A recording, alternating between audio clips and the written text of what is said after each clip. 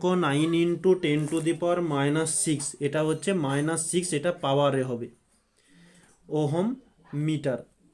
তো রোধাঙ্ক রো এর মান বলে দেওয়া রয়েছে 9 ইন্টু 10⁻⁻6 ওহম মিটার। ওই পদার্থের 0.3 সেন্টিমিটার ব্যাসকে আমরা কি দ্বারা চিহ্নিত করি? Capital R, 0.3 centimetre. কত দৈর্ঘ্যের তারের রোধ 1 ওহম হবে? রোধকেও আমরা আর দ্বারা চিহ্নিত করি, বলা হয়েছে 1 ওহম।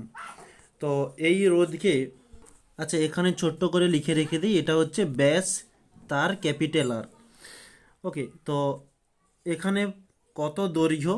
এল সমান জিজ্ঞাসা চিহ্ন বলেছে। তো আমরা যে সমীকরণটা জানি যে আর সমান rho L by pi r square, মানে প্রস্থচ্ছেদ।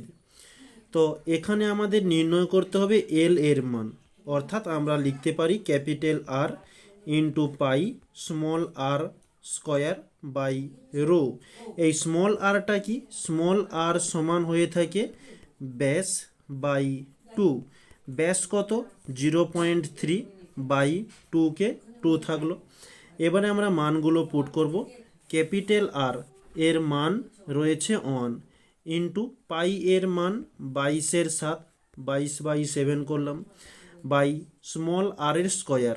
স্মল আর এর মান এটা, স্কয়ার যেহেতু আছে আমরা দুবার লিখব, তাহলে 0.3, এদিকে 2 ইন্টু 2, তো দুবার করলাম। নেক্সট নিচে কি বলছে?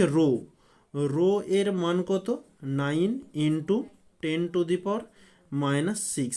তো এই 10⁻⁻6কে আমরা এখানে না লিখে উপরে তুলে দিচ্ছি 10⁻6।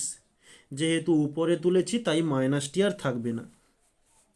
এবারে আমরা কাটাকাটি শুরু করব। এটা হচ্ছে 22, এদিকের পয়েন্ট তুললে একের পিঠে দুটো শূন্য হয়ে যাচ্ছে।